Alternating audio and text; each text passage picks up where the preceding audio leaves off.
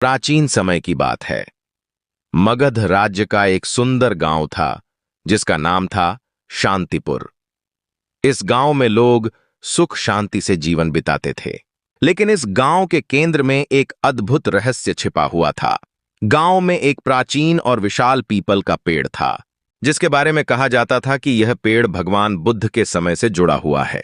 माना जाता था कि इस पेड़ के नीचे बैठकर बुद्ध ने कई लोगों को उनके जीवन की समस्याओं से मुक्ति दिलाई थी। लेकिन इस पीपल के पेड़ से एक और रहस्य जुड़ा हुआ था। गांव के बुजुर्ग लोग कहते थे कि इस पेड़ के नीचे छिपी एक पुरानी गुफा थी जिसे कभी किसी ने नहीं देखा। जो भी उस गुफा की खोज में गया वह कभी वापस नहीं आया। लोगों का मानना था कि उस गुफा में अपार धन छिपा हुआ है, लेकिन वह धन केवल लोभी और लालची लोगों को ही आकर्षित करता है और वही लोग उस धन की खोज में गुम हो जाते हैं। गांव में एक गरीब किसान रहता था जिसका नाम रमेश था। रमेश अत्यंत ईमानदार और मेहनती था, लेकिन उसकी गरीबी उसे बहुत परेशान करती थी। एक दिन गांव में एक साधु आया और गांव वालों को बुद्ध की शिक्षाओं के बारे में बताया। उसने कहा, लोभ मनुष्य का सबसे बड़ा दुश्मन है। जो लोभ से मुक्त है वही सच्चा सुख और शांति प्राप्त कर सकता है। रमेश ने यह सुना, लेकिन उसकी गरीबी ने उसे इस पर ध्यान नहीं देने दिया। वह अपने खेत में काम करता रहा और सोचता रहा कि किस तरह वह अपनी गरीबी से छुटकारा पा सकता है।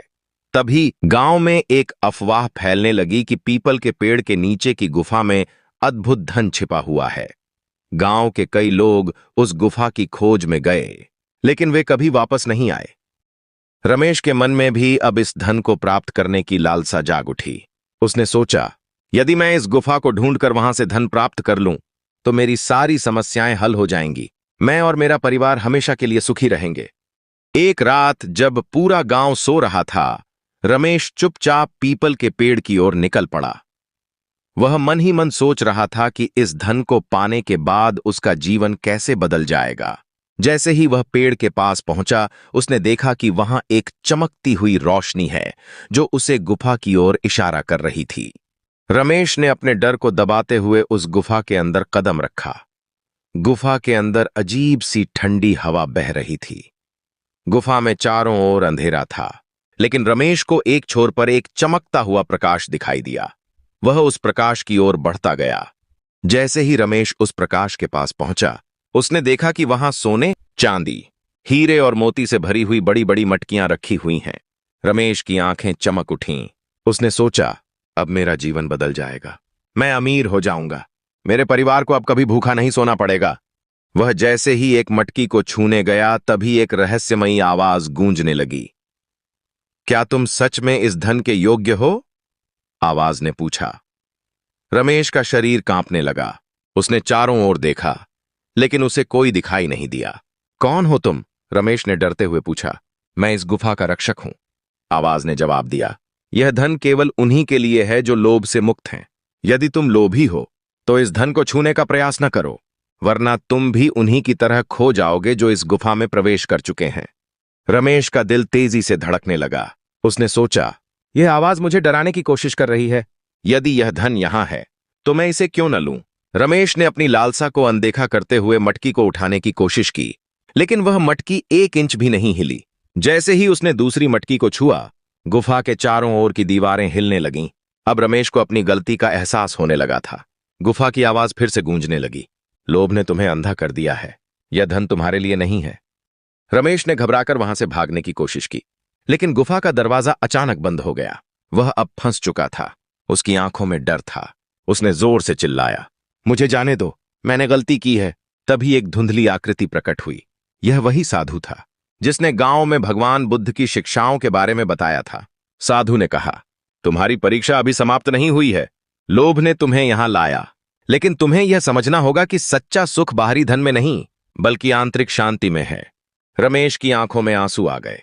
उसने साधु के सामने हाथ जोड़कर कहा, मुझे माफ कर दो, मैंने लोभ में आकर गलती की। अब मैं समझ गया हूं कि सच्चा धन केवल ईमानदारी और परिश्रम से ही प्राप्त होता है। साधु ने कहा, यदि तुम सच में अपनी गलती समझ गए हो तो बाहर निकलने का मार्ग तुम्हारे लिए खुल जाएगा। लेकिन याद रखना, जीवन में लोभ से बड़ा कोई शत्रु नहीं है। लोभ मनुष्य को अंधकार में धकेल देता है, रमेश ने साधु की बातों को ध्यान से सुना और गहरे पश्चाताप के साथ उसने गुफा के धन को न देखने का प्रण किया। उसने जैसे ही अपने मन से लोभ को निकाला, गुफा का दरवाजा फिर से खुल गया। रमेश ने बाहर आकर पीपल के पेड़ के नीचे साधु के चरणों में प्रणाम किया। साधु ने कहा, अब तुम समझ गए हो कि सच्चा सुख केवल आत्मसंयम और लोभ से मुक्ति में है। भगवान बुद्ध भी यही सिखाते हैं कि लोभ से रहित व्यक्ति ही सच्ची शांति पा सकता है। रमेश गांव वापस लौट आया और अपनी पुरानी ईमानदार और परिश्रमी जीवन शैली को अपनाया। उसने कभी फिर से लोभ को अपने जीवन में प्रवेश नहीं करने दिया। वह बुद्ध की शिक्षाओं पर ध्यान देने लगा और गांव में दूसरों को भी लोभ से दूर रहने की सलाह देने लगा। समय के साथ रमेश का जीवन बदल गया। उसकी ईमानदारी और परिश्रम ने उसे धीरे धीरे समृद्ध बना दिया। लेकिन वह अब समझ गया था कि असली धन बाहरी सुख सुविधाओं में नहीं, बल्कि आंतरिक शांति और संतोष में है। इस कहानी से हमें यह सीख मिलती है कि लोभ केवल हमें अंधकार की ओर ले जाता है। जीवन में सच्चा सुख केवल तब मिलता है जब हम अपने मन से लोभ और लालच को निकाल देते हैं। भगवान बुद्ध की शिक्षाओं के अनुसार जो व्यक्ति लोभ से मुक्त होता है, वही जीवन में सच्ची शांति और संतोष पा सकता है। इसलिए हमें हमेशा अपने जीवन में संयम की, ईमानदारी और आत्मनियंत्रण को अपनाना चाहिए।